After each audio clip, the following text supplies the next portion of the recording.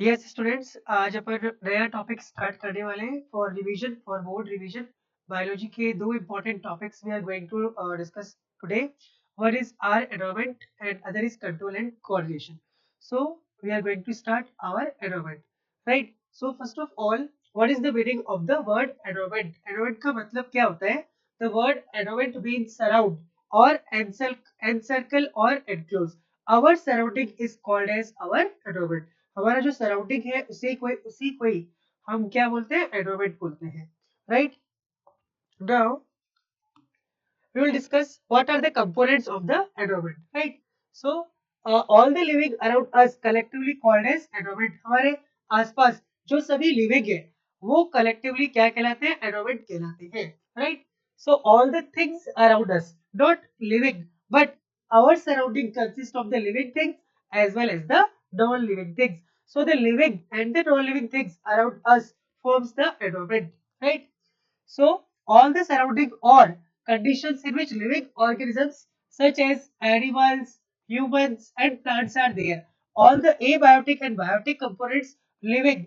The word is abiotic, one is biotic. So, what is the meaning of abiotic and the biotic? We are going to discuss the components of our environment. Our environment को ही हम technically बोलते हैं ecosystem. Biology की भाषा में environment को क्या बोलते हैं? Ecosystem. So our surrounding is our environment. हमारा जो एनवायरमेंट है उसके अंदर लिविंग थिंग्स भी आती है और नॉन लिविंग थिंग्स भी आती है। लिविंग में आ जाते हैं प्लांट्स, एनिमल्स, माइक्रोब्स, ह्यूमंस, ठीक है? और नॉन लिविंग में एयर, वाटर, सॉइल और दूसरे factors. I hope it is clear. Now, the components of the environment.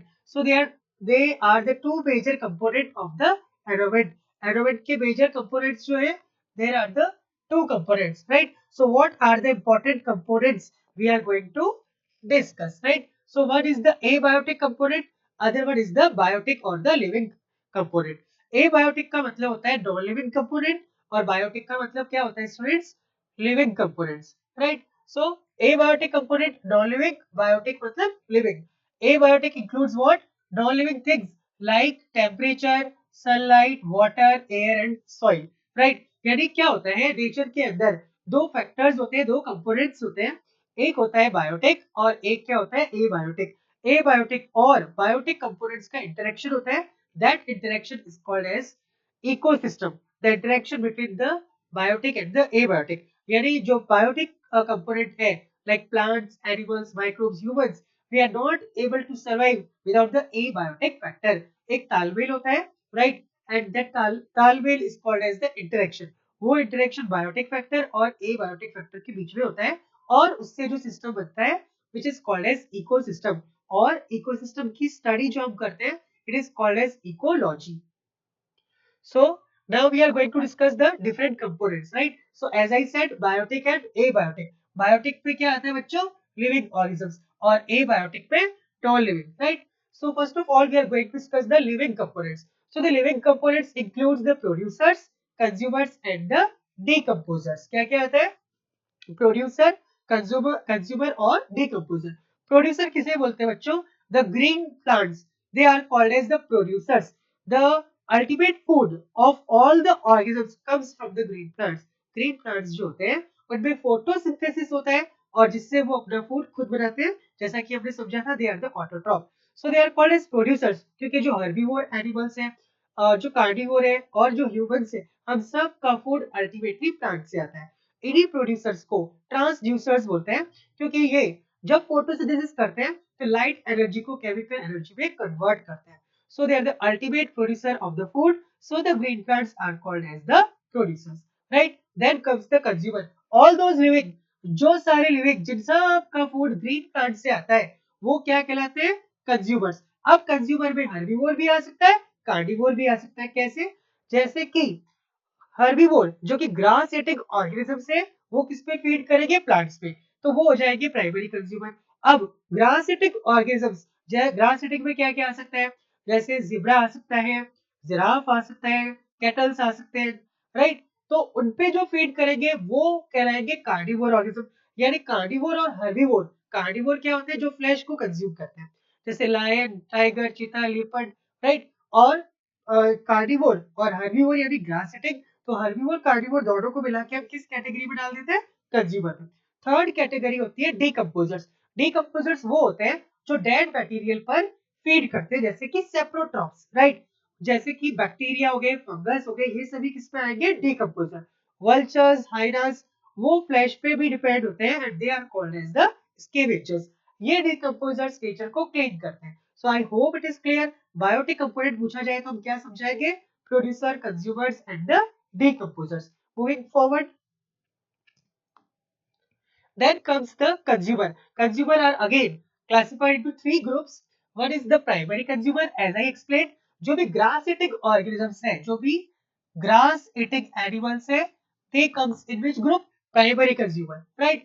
And those that feed on the primary consumer, they are called as the secondary consumer. For examples, fox हो गया, dog हो गया, frog हो गया, यानी small carnivore भी कह सकते हैं, जो कि इसमें आ सकते हैं secondary consumer. It is very important. Omnivore क्या होते हैं? Secondary consumer. ओमनिवोर वो ऑर्गेनिजम्स होते हैं जो ग्रासेस भी खाते हैं और फ्लैश भी खाते हैं। फॉर एग्जाम्पल ह्यूमन बियर, ये किस में आ जाएगा? ओमनिवोर में। फिर आता है टर्शियरी कंज्यूमर, जिसको अपन बोलते हैं टॉप कार्निवोर। टॉप कार्निवोर्स जो होते हैं वो सभी किसके अंदर आते हैं? जैसे lion, tiger, they are the tertiary consumer. Like but fox, dogs, frogs, they are the secondary consumer. Frogs जो होते हैं, they consumes what? Insects. I hope it is clear. So this is the classification of consumer. Primary consumer यानी herbivore, secondary small carnivore, tertiary consumer large carnivore. Then comes the types of the aromatal substances. बच्चों nature के अंदर जो भी substances हैं एरोमेट में, उनको दो ग्रुप्स पे बांटा गया है upon the ability to degrade और नॉट, राइट? यानी जो डिकम्पोज हो सकते हैं या डिकम्पोज नहीं हो सकते। तो वो सब्सटेंसेस जो डिग्रेड हो सकते हैं यानी जिनका ब्रेक डाउन पॉसिबल है, they are called as biodegradable. Biodegradable मतलब डिकम्पोजिशन, डिकम्पोजिशन का मतलब ब्रेक डाउन। तो वो मटेरियल जिसका ब्रेकडाउन लिविंग ऑर्गेनिज्म की हेल्प से हो सकता है, और वो क्या कहलाता है? Biodegradable, right? Examples are very important. For example dried leaves of the plants, grasses, fruits, food का वेस्ट हो गया, फ्लावर्स, राइट? ये सब क्या होते हैं? बायोडिग्रेडेबल। नॉन बायोडिग्रेडेबल जो डिग्रेड नहीं हो पाते, for example the plastics, metals, right? Pesticides, right? वो केमिकल्स जिससे पेस्ट खत्म होते हैं, और मेटल्स और प्लास्टिक्स जो कि माइक्रोब्स के द्वारा डिकम्पोज नहीं होते हैं, और वो क्या कहलाते हैं? Non biodegradable. और जो कि माइक्रोब्स के द्वारा डिग्रेड हो सकते हैं, they are called as biodegradable.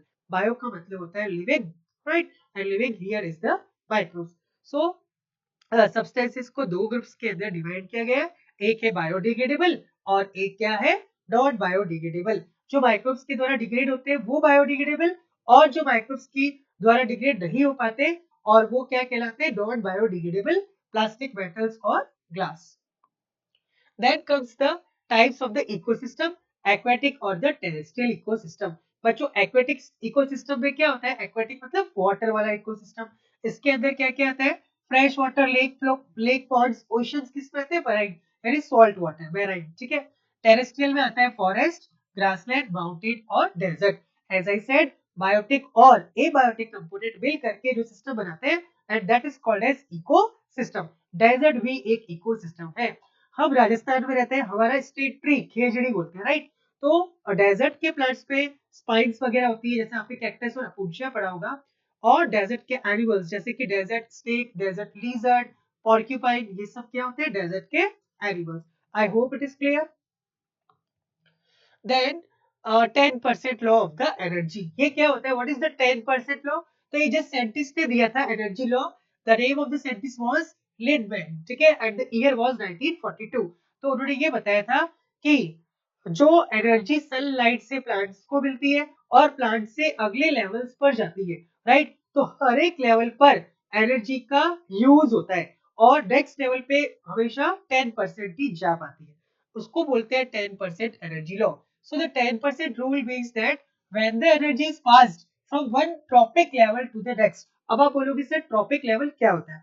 Trophic level यानी फूड चेन किस टाइप, राइट? तो ग्रीन प्लांट्स से हम स्टार्ट करते हैं। अगर सिंपल फूड चेन की बात करते हैं तो किससे स्टार्ट होती है? Green plants. ग्रीन प्लांट्स को खाने वाले क्या आ जाते हैं बच्चों? इंसेक्ट्स। फिर क्या आ जाता है? फ्रॉग। फ्रॉग को आ जाएगा फिर स्नेक वगैरह, और फिर क्या आ जाती है? Eagle, right. तो ये जो स्टेप है, ये स्टेप जो कि ग्रीन प्लांट से step, green plants first step of the, यानी ये स्टेप 1 हो गया, ये स्टेप 2 इंसेक्ट, ये फ्रॉग 3, फिर स्नेक और ये 5, राइट। तो ये जो स्टेप है किसी फूड चेन के, उसको ट्रॉपिक लेवल बोलते हैं। तो लिनवेल लोग ये कहता है कि जब एनर्जी का ट्रांसफर होता है इकोसिस्टम के अंदर या नेक्स्ट लेवल के अंदर, सो उस एनर्जी का सिर्फ 10% नेक्स्ट टॉपिक लेवल पर जाता है। और इसी वजह से जो फूड चेन है वो लिमिटेड होती है up to 4 to 5 trophic level. It is one of the very important board exam question कि जो फूड चेन होती है उसके जो ट्रॉपिक लेवल है, दे आर लिमिटेड टू 4 और 5 trophic level. Why not more than that? Because there is a loss of energy, और वो एनर्जी जो होती है यूटिलाइज होती है, राइट, मेटाबॉलिक एक्टिविटीज के अंदर, और 10% जाता है। Then food chain. बच्चों आपने एक स्लोगन सुना होगा, संस्कृत स्लोगन है, जीवो जीवस्य भोजनम, यानी every living is the food of the other living. The sequence of eating and being eaten is called as food chain. For example, green plants जो है वो ऑटोट्रॉफ है, वो अपना फूड खुद बनाते हैं।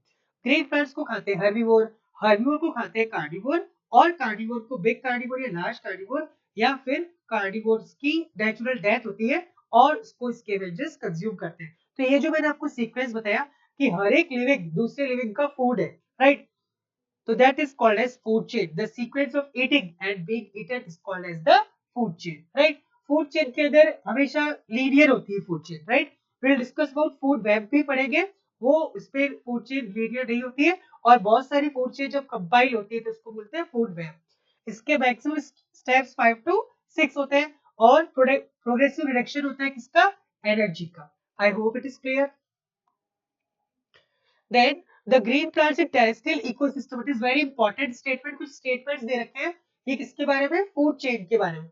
ये क्या बोल रहा है? The green plants in an ecosystem capture 1% of the energy। बहुत इंपॉर्टेंट है, ग्रीन प्लांट्स में 1% एनर्जी आती है। When the green plants are eaten by the primary consumer, अब जब प्राइमरी कंज्यूमर ग्रीन प्लांट्स पर फीड करते हैं तो एनर्जी का लॉस होता है हीट के अंदर, नेचर के अंदर, और कुछ अबाउट डाइजेशन के अंदर यूज होता है, और दूसरी एक्टिविटीज के अंदर। एंड एवरेज ऑफ 10% जो एनर्जी है वो नेक्स्ट टॉपिक लेवल में जाती है। Since the energy available for the next level level of consumers food chain generally consists of only 3 to 4 step। the ये क्वेश्चन आता है कि फूड चेन के जो स्टेप्स होते हैं वो 3 to 4 ही क्यों होते हैं? बिकॉज एनर्जी का लॉस होता है। They are generally greater number of individual lowest trophic level of the ecosystem, right. तो कोई भी फूड चेन का जो लोएस्ट स्टेप है वहां पे नंबर ऑफ इंडिविजुअल्स क्या होते हैं? ज्यादा होते हैं, राइट। जैसे कि producers, green plants, right. The greatest number is of the producers, ये भी पूछ सकते हैं, ग्रेटेस्ट नंबर किसका होता है? Producers. The length and the complexity of the food chain varies greatly. Food chain की जो लेंथ होती है वो वेरी करती है, क्योंकि टॉपिक लेवल का नंबर क्या हो सकता है? वेरी हो सकता है। Then comes the types of the food chain, right? Detritus का मतलब होता है dead matter, right? So the food chain which starts with the dead material, उसे अपन क्या बोलते हैं? Detritus food chain। The organisms that feed on dead matter are called detritus, और जो dead matter पे feed करते हैं they are called as detritus। Dead leaf eaten by these wood louse which is consumed by the blackbird। तो हमको ये याद रखना है कि जो detritus food chain है वो start किससे होगी? dead matter से। और नेचर के अंदर सबसे simple type of the food chain है टेरेस्ट्रियल इकोसिस्टम के अंदर, that is the grazing food chain, right. और वो किससे स्टार्ट होती है? ग्रीन प्लांट से। Green plants, right, consume by herbivore, then the carnivore, then comes the top carnivore, right. So you have to learn these examples। green grasses consumed by the grasshopper, which is further consumed by the frogs consumed by the python, and then eagle। So it is called mainly two types। detritus is the dead matter से start होगी, और grazing वाली किससे start होगी? Producers यानी green plants. Then comes the food web. Okay बच्चों, food web का मतलब क्या होता है? Next is food web, right. Web का मतलब होता है network. What is the meaning of web? Network. यानी एक नेचर में होता है फूड चेन, और उससे भी ज्यादा कॉम्प्लेक्स और स्टेबल जो होता है वो फूड वेब होता है। बोर्ड में ये क्वेश्चन आता है, as compare to the food chain the food web is more stable, what is the possible reason? तो इसका ये रीजन है कि फूड वेब होता क्या, पहले अपन ये समझते हैं। Food web is a network of different interconnected food chain. जब बहुत सारी फूड चेन आपस में इंटरकनेक्ट होती है और एक नेटवर्क लाइक स्ट्रक्चर बनता है that is called as food web, right? So when two or more food chains are interconnected, जब दो या दो से ज्यादा फूड चेन आपस में इंटरकनेक्ट होती है तो वो क्या बन जाता है? फूड वेब बनता है। अब इसके क्या इंपॉर्टेंस है? फूड वेब से ये फायदा होगा, जैसे कि सपोज हम इस एग्जांपल में ही देख लेते हैं कि यहाँ पे ईगल ड्रॉ किया हुआ है, राइट? अब ईगल जो है वो डायरेक्टली स्नेक को भी कंज्यूम कर सकता है, राइट? ईगल डायरेक्टली और भी लोअर स्मॉल रैबिट हर्बीवोर को भी कंज्यूम कर सकता है। तो ईगल के पास स्नेक को खाने का ऑप्शन है, ईगल माउस को भी कंज्यूम कर सकता है, राइट? तो ईगल स्मॉल बर्ड्स को भी कंज्यूम कर सकता है। तो फूड वेब में जो हायर लेवल पे ऑर्गेनिजम्स है, जो ज्यादा लेवल पे है, उसके पास ये बेनिफिट है कि उसके पास फूड का चॉइस है, राइट? तो एक तो ये अल्टरनेट चॉइस प्रोवाइड करता है फूड के लिए, राइट? अगर सोचो कि नेचर के अंदर कार्निवोर एनिमल जो लायन टाइगर है और हर्बीवोर सिर्फ डियर ही होते, तो लायन टाइगर सारे डियर्स की स्पीसीज को खत्म कर देता, राइट? तो फूड वेब है, यानी लायन टाइगर के पास ऑप्शन है, या तो वो जीब्रा को कंज्यूम कर सकता है, या वो जिराफ को कर सकता है, या काऊ कैटल्स को कर सकता है, राइट? तो food web is more stable as compared to the food chain because it provides choice for the food, alternative choice for the food, and there is a less chances of the extinction of the species. Species के extinction का chance कम रहता है. I hope it is clear. Then comes the ecological pyramids. What are ecological pyramids? Firstly developed by Charles Elton. किसने develop किया था? Charles Elton ने. Graphical representation है. ये क्या है? ग्राफिकल रिप्रेजेंटेशन है. किसका? नंबर ऑफ स्पीसीज का, ट्रॉपिक लेवल का, is called as ecological pyramids. यानी इकोलॉजिकल पिरामिड्स क्या है? ग्राफिकल रिप्रेजेंटेशन है अलग अलग ट्रॉपिक्स लेवल्स का, अलग अलग पैरामीटर पे. वो पैरामीटर बायोमास भी हो सकता है और एनर्जी भी हो सकता है. इकोलॉजिकल पिरामिड्स के शेप अलग अलग है, राइट? शेप के आधार पे अपराइट मतलब इरेक्ट, इन्वर्टेड मतलब उल्टा रिवर्स, और spindle shape, right? Upright ecosystem पे क्या होता है? जो पिरामिड ऑफ एनर्जी, ये आपको याद रखना पड़ेगा. पिरामिड, पिरामिड कौन सा पिरामिड? ये पिरामिड किसकी बात कर रहा है? एनर्जी के पिरामिड की. So pyramid of energy, pyramid of energy जो होता है वो हमेशा कैसा रहता है बेटा? स्ट्रेट रहता है, राइट? अप राइट रहता है. प्रोड्यूसर्स सबसे बॉटम लेवल पे आते हैं क्योंकि प्रोड्यूसर्स का नंबर ज्यादा है, और फिर ये नैरो होता है. इन्वर्टेड एक्वेटिक इकोसिस्टम का जो पिरामिड है वो इन्वर्टेड होगा क्योंकि यहाँ पे प्रोड्यूसर्स का नंबर लेस होता है. और स्पिंडल शेप, स्पिंडल शेप कहाँ होता है? जहाँ पे इंसेक्ट्स प्रीडेशन वाला, इंसेक्ट्स जो होते हैं या प्रीडेटरी इकोसिस्टम, इसके अंदर ये पिरामिड क्या होगा? Spindle shape. यानी बिग ट्रीज और बिग बर्ड्स, ये दोनों टॉप पे और बॉटम पे आएंगे, और इंसेक्ट का पॉपुलेशन ज्यादा होगा, तो इसका शेप कैसा हो गया? Spindle shape. Then comes what? Ozone depletion. It is very important, right? तो ओजोन का फॉर्मेशन क्या होता है? O2, right? O2, O plus, sorry, oxygen, O plus O2 forms what? O3, that is ozone. So ozone का formula क्या है बच्चों? O3, right? Atmosphere की जिस लेयर में ओजोन लेयर पाई जाती है उसको बोलते हैं स्ट्रेटोस्फेयर या ozonosphere. It is very important. Now there is a depletion of the ozone layer. Depletion का मतलब क्या होता है? Thinning of the ozone layer. ये ओजोन लेयर की थिकनेस कम हो रही है, राइट? उसको बोलते हैं थिनिंग. अब उसके क्या क्या इफेक्ट्स है? ओजोन लेयर जो है, सन, जो अर्थ है, राइट? अर्थ के ऊपर एक लेयर है जिसको बोलते हैं ओजोन लेयर. ये एक शील्ड की तरह काम करती है, राइट?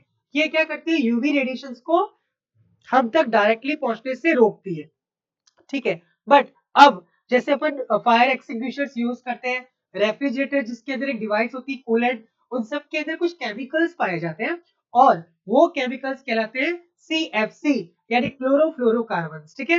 ये क्लोरोफ्लोरोकार्बन जो है वो फायर एक्सटिंग्विशर, रेफ्रिजरेटर्स के अंदर, रॉकेट प्रोपेलेंट्स के अंदर पाए जाते हैं, और ये ओजोन के साथ रिएक्ट करके उसकी थिकनेस को रिड्यूस करके उसको थिन करते हैं. उसको बोलते हैं ओजोन डिप्लीशन, ओजोन का कम होना. अब उसकी वजह से अर्थ के ऊपर कौन सी रेज आ रही है? UV rays. तो वो क्या कर सकती है? ह्यूमंस के अंदर स्किन कैंसर कॉज करेगी, आईज के अंदर कैटरैक्ट, हमारे इम्यून सिस्टम को वीक कर सकती है, राइट? तो आपको बोर्ड भी पूछा जाता है what is the full form of ODS? ODS का मतलब ओजोन डिप्लीटिंग सब्सटेंसेस, ठीक है? अगर पूछे ओजोन कौन सी लेयर में है, तो ओजोनोस्फीयर और stratosphere. What is the meaning of depletion? Depletion का मतलब होता है ओजोन लेयर का थिन होना, और उसको थिन करने के लिए जो फैक्टर है, they are the chlorofluorocarbons. I hope it is clear. Next, now managing of the garbage. Garbage को कैसे अपन को मैनेज करना चाहिए, right? So refuse includes garbage and rubbish. Garbage is mostly decomposable food waste or the yard waste, that is highly putrescible, while rubbish is mostly dry material, glass, paper, cloth. Natural waste is left after something has been broken up are called as detritus. Small pieces of rubbish in the public places litter, जैसे कि aluminium है, paper cups है, food raps है, cardboard है, ये सब waste बनता है. It means to three type of managing garbage. R's, three R, right? So it means to cut back on the amount of trash we generate. Switch off a fan and the light of room when we left. Okay. तो जब हम किसी room में नहीं हो तो हमको उस समय क्या करना चाहिए? इलेक्ट्रिसिटी का वेस्ट नहीं करना चाहिए, स्विच ऑफ करना चाहिए. That is reduce, right? Refuse क्या होता है? It means to find new ways to use a thing otherwise would have been thrown out, right? Reuse यानी ब्रोक्ड मग है उसको यूज कर लिया, फ्लावर पॉट के जो बकेट है उसको यूज कर लिया. और रिसाइकल में क्या होता है? It means to turn something old and useless into something useful. Useless को यूजफुल में चेंज कर दिया, राइट? जैसे कि प्लेग्राउंड इक्विपमेंट हो गए एंड रिसाइकल बिन्स हो गए. Formation of electricity as a compound from plastic waste. Plastic waste से जो इलेक्ट्रिसिटी को वापस बना रहे हैं वो क्या हो गया? रिसाइकल. और रीयूज का मतलब जैसे कुछ यूज्ड मग्स वगैरह बकेट से फ्लावर पॉट के खाली है तो हमने उसको यूज कर दिया. और रिड्यूस का मतलब है किसी चीज के यूज को कम कर देना. I hope it is clear. So here we have finished the revision of our environment. आई और सारे टॉपिक्स आपको समझ में आए होंगे. अब अपन स्टार्ट करेंगे कंट्रोल और कोऑर्डिनेशन.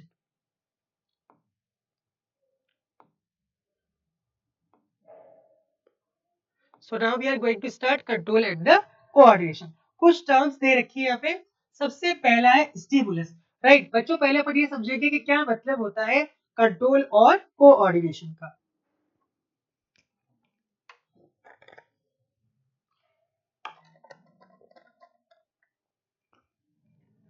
ह्यूमन बॉडी के अंदर दो सिस्टम होते हैं. एक होता है नर्वस सिस्टम जिसमें आता है ब्रेन और स्पाइनल कॉर्ड, और दूसरा आता है एंडोक्राइन सिस्टम जिसके अंदर हमारी बॉडी में बहुत सारे हार्मोन्स बनते हैं और बॉडी को कंट्रोल करते हैं. तो एंडोक्राइन सिस्टम और नर्वस सिस्टम दोनों मिल करके कोऑर्डिनेट करके ह्यूमन बॉडी को कंट्रोल करते हैं. इसीलिए इस चैप्टर का नाम क्या है? कंट्रोल और कोऑर्डिनेशन. कंट्रोल का मतलब रेगुलेट, राइट? कोऑर्डिनेशन का मतलब साथ मिल करके. तो ह्यूमन बॉडी के अंदर दो सिस्टम होते हैं. एक होता है नर्वस सिस्टम और दूसरा क्या होता है? हार्मोन सिस्टम जिसको अपन क्या बोलते हैं? Endocrine system. Stimulus the change in the environment to which living organs respond. Heat stimulus क्या हो गया कि एनवायरनमेंट के अंदर कोई भी चेंज आएगा और उसका रेस्पॉन्स हम शो करते हैं. वो स्टिमुलस कुछ भी हो सकता है. Cold, right? मेरे हाथ में किसी ने बर्फ पकड़ा दी, right? I am not able to hold that ice. और suddenly if it touch any hot of the object, ठीक है, and their stimulus may be the smell, touch, gravity, water. So the living organisms respond to the stimuli. आपने पढ़ा होगा कि living organisms की characteristics है कि जो लिविंग होता है वो स्टिमुलस के प्रति रिस्पॉन्स को शो करता है. Coordination for a proper response to this stimulus. बहुत सारे ऑर्गेनिम्स क्या करते हैं? साथ मिलके काम करते हैं, उसको क्या बोलते हैं? कोऑर्डिनेशन. ह्यूमन बॉडी में नर्वस सिस्टम और एंडोक्राइन सिस्टम कोऑर्डिनेट होके वर्क करते हैं. प्लांट्स के अंदर नर्वस सिस्टम नहीं होता, वहां पे हार्मोन्स होते हैं जो अपन पढ़ेंगे phyto hormones. Coordination in animals, ठीक है. सबसे पहले कुछ टर्म्स है जैसे कि रिसेप्टर. रिसेप्टर क्या होते हैं बच्चों? They are the sense organs that receive the stimulus. वो सेंस ऑर्गन्स जो किसी स्टिमुलस को रिसीव करते हैं. जैसे फोटो रिसेप्टर, फोटो मतलब लाइट. तो आईज क्या करेगी? फोटो रिसेप्टर्स कहाँ पे होंगे? आईज में. और किसको डिटेक्ट करेंगे बच्चों? लाइट को. फोटो रिसेप्टर किसको डिटेक्ट करेंगे? साउंड को, जो ईयर्स में होते हैं. स्मेल को सेंस करने के लिए क्या होता है? ऑल्फैक्टरी. टेस्ट के लिए क्या होता है? Gustatory, right? और टच को रिसीव करने के लिए टैंगो रिसेप्टर्स. इफेक्टर मसल्स और glands that which respond to the information from the brain, right? देखो क्या होता है बच्चों, जब मैंने बर्फ को पकड़ा या किसी हॉट ऑब्जेक्ट को टच किया तो स्किन क्या हो जाएगा उस टाइम पे? Receptor, right? ये सिग्नल है, ये एक इम्पल्स है, मेरे ब्रेन तक जाएगा कि मुझे मेरा हाथ को हटाना है, राइट? सो जब मैं अपने हैंड का मूवमेंट करूंगा और मेरा ऑर्गन एक्शन में आएगा तो वो उस समय क्या कहलाएगा? वो ग्लैंड और वो ऑर्गन क्या कहलाएगा? Effector. I hope it is clear. तो जब जो ऑर्गन से वो किसी स्टिमुलस को रिसीव करते हैं तो वे क्या कहलाते हैं, रिसेप्टर। और जो ग्लैंड या ऑर्गन उस रिसेप्टर एक्शन में आ जाती है तो वो क्या कहलाती है, इफेक्टर। राइट। अब नर्व सेल क्या होते हैं, न्यूरॉन्स। सेंसरी न्यूरॉन्स क्या होते हैं, जो इंफॉर्मेशन को लेके जाते हैं। सपोज मेरे हाथ में किसी हॉट ऑब्जेक्ट को टच किया, तो मेरी बॉडी के सेंसरी नर्व सेल वो इंफॉर्मेशन लेके किसके पास जाएंगे, ब्रेन या स्पाइनल कॉर्ड। राइट। और ब्रेन स्पाइनल कॉर्ड उस इंफॉर्मेशन को रीड करके कमांड भेजेंगे। राइट। तो मेरे मसल्स और ग्लैंड्स एक्शन में आएंगे और मैं अपने हाथ को पीछे करूंगा। राइट। तो वो नर्व सेल जो इंफॉर्मेशन को लेके जाते हैं, ठीक है, कहां से कहां तक, रिसेप्टर से ब्रेन और स्पाइनल कॉर्ड। वो nerve cell it is very important. वो नर्व सेल जो किसी इंफॉर्मेशन को रिसेप्टर से किस पे लेके जाते हैं, ब्रेन और स्पाइनल कॉर्ड, तो वो क्या कहलाते हैं, सेंसरी नर्व्स। मोटर नर्व्स क्या करते हैं, they bring the information from brain and spinal cord to the muscles and glands. तो वो जो वापस इंफॉर्मेशन को लेके आते हैं और जो इंफॉर्मेशन को लेके जाते हैं, ठीक है, तो वो जो इंफॉर्मेशन को लेकर के जाता है ना, वो क्या कहलाता है, सेंसरी नर्व सेल। राइट। और जब हमारा ब्रेन ऑर्डर भेजता है और उस ऑर्डर जो ऑर्डर पहुंचता है हमारे ऑर्गन तक कि उसको हटना है वहां से, तो वो जो इंफॉर्मेशन को ब्रेन स्पाइनल कॉर्ड से हेड्स में गई तो मोटर नर्व सेल, लेकिन जो इंफॉर्मेशन रिसेप्टर से जाएगी वो सेंसरी नर्व सेल। यानी मेरे हाथ ने किसी हॉट ऑब्जेक्ट को टच किया, तो ये इंफॉर्मेशन को जो नर्व्स लेके जाएगी वो क्या हो जाएगी, सेंसरी नर्व सेल। ब्रेन ने रीड किया, स्पाइनल कॉर्ड ने रीड किया और मुझे ऑर्डर भेजा कि मुझे अपने हाथ को हटाना है। तो वो जो ऑर्डर वाला जो पार्ट है, यानी जो ऑर्डर भेज रहा है और मुझे अपना हाथ हटाना है, तो वहां पे जो नर्व सेल वर्क करी वो कौन सी हो जाएगी, motor nerve cell. I hope it is clear. Then parts of the nervous system, हमारे एनसीईआरटी में दो पार्ट है, एक तो है ब्रेन और दूसरा कौन सा है बच्चों, स्पाइनल कॉर्ड। अब अपन पढ़ेंगे ब्रेन का स्ट्रक्चर। उसके पहले पढ़ेंगे nerve cell. Right. Nerve cells को बच्चों क्या बोलते हैं, न्यूरॉन। नर्व सेल्स को अपन क्या बोलते हैं, न्यूरॉन। ये लॉन्गेस्ट एनिमल सेल कहलाता है। ठीक है। नर्व सेल्स जो होते हैं वो इम्पल्सेस को कैरी करते हैं। नर्व सेल किसको कैरी करते हैं बच्चों, इम्पल्सेस। इम्पल्सेस का मतलब क्या होता है, सिग्नल्स को कैरी करते हैं। तो वो सेल्स जो सिग्नल्स को कैरी करते हैं they are called as the nerve cell. पहले हम डायग्राम से देखते हैं नर्व सेल कैसा दिखता है। एक नर्व सेल के स्ट्रक्चर में क्या क्या पार्ट्स होते हैं। तो एक नर्व सेल के स्ट्रक्चर में थ्री पार्ट्स होते हैं बच्चों। How many parts are there in the structure of nerve cell, it consist of mainly three parts. एक नर्व सेल के स्ट्रक्चर में थ्री पार्ट्स होते हैं। राइट। सबसे पहला जो पार्ट्स है, सबसे पहला पार्ट है जो नर्व सेल का जो किसी इंपल्स को रिसीव करता है, जो किसी सिग्नल को रिसीव करता है, और उसको अपन क्या बोलते हैं, सबसे पहले पार्ट को फाइबर लाइक स्ट्रक्चर्स होते हैं। क्या होते हैं, फाइबर लाइक स्ट्रक्चर, जिसको अपन क्या बोलते हैं, इसको अपन कलर्ड बना लेते हैं to make it more clear. To make it more clear we will make it coloured diagram. ठीक है। सो नर्व सेल के अंदर सबसे पहले क्या आता है, एक राउंडेड बॉडी लाइक स्ट्रक्चर, जिसको अपन क्या बोलते हैं, सेल बॉडी। से अपन क्या बोलते हैं बेटा, सेल बॉडी। ठीक है। तो ये सेल बॉडी है, this one is what, cell body. इसको सोमा या साइटोड बोलते हैं। इस सेल बॉडी से कुछ स्ट्रक्चर निकलते हैं, थ्रेड लाइक होते हैं। कैसे स्ट्रक्चर निकलते हैं, thread like structure, like these are called dendrites. इनको क्या बोलते हैं, डेंड्राइट्स। और एक रॉड लाइक स्ट्रक्चर बनता है, और क्या बनता है, एक रॉड लाइक स्ट्रक्चर। इस रॉड लाइक स्ट्रक्चर को क्या बोलते हैं अपन, axon. This rod like structure is called as axon. तो एक नर्व सेल के थ्री पार्ट्स होते हैं। राइट। फर्स्ट पार्ट मैंने क्या बताया, सेल बॉडी, इसमें होगा न्यूक्लियस और साइटोप्लाज्म होते हैं। ठीक है। फिर फाइबर्स निकलते हैं सेल बॉडी में और उसको बोलते हैं डेंड्राइट। तो अगर आपको कोई पूछे कि इम्पल्स को सबसे पहले कौन रिसीव करता है तो आप क्या बताओगे, डेंड्राइट्स। फिर किस पे जाता है, सेल बॉडी। और फिर किस पे आता है बच्चों, एक्सॉन। और जहां पे एक्सॉन एंड होता है वहां पे क्या होता है, नर्व एंडिंग। कुछ बुक्स पे इसको टीलोडेंड्रिया दिया हुआ है। तो इम्पल्स कैसे जाएगा, डेंड्राइट, सेल बॉडी और होता हुआ नर्व एंडिंग पे पहुंचता है। एक्सॉन कैसे स्ट्रक्चर है, रॉड लाइक स्ट्रक्चर। एक्सॉन को कवर करने वाली एक शीट होती है, इसको बोलते हैं माइलिन शीट। राइट। ये माइलिन प्रोटीन की बनी हुई होती है। राइट। इंसुलेशन प्रोवाइड करती है। राइट। और लास्ट में क्या आती है, नर्व एंडिंग। दो नर्व सेल के बीच में जो गैप्स होते हैं, राइट, उसे बोलते हैं साइनेप्स। दो नर्व सेल के बीच के गैप को क्या बोलते हैं? साइनेप्स बोलते हैं। I by clear? तो nerve cells, what is the function of nerve cell? तो नर्व सेल को न्यूरॉन बोलते हैं। ये नर्व सेल इंपल्सेस या सिग्नल्स को कैरी करते हैं, सेंसरी नर्व सेल और motor nerve cell. Then as I said, structure देख लेते हैं वापस। क्या मैंने पार्ट्स बताए बच्चों? ये स्ट्रक्चर तो क्या हो गए जो सेल बॉडी से डेवलप हो रहे हैं, dendrites. Cell body is the rounded body, right. अब ये जो मैंने माइलिन शीट बताई थी, इस माइलिन शीट के कंटिन्यूस नहीं होती है, इसमें क्या होता है, गैप होते हैं। इनको बोलते हैं रेडवियर, एक साइंटिस्ट का नाम था, तो इसको बोलते हैं नोड्स ऑफ रेडवियर। और इंपल्स किस फॉर्म में जाता है, जंप करते हुए, और कहाँ पहुंचता है, एंड्स पर, जिनको क्या बोलते हैं, nerve endings. Then brain, right. तो बच्चों ब्रेन कहाँ होता है, हमारे स्कल्स में होता है। ह्यूमन स्कल के अंदर ब्रेन प्रेजेंट है। ब्रेन को कवर करने के लिए बॉक्स लाइक स्ट्रक्चर होता है, विच इज कॉल्ड एज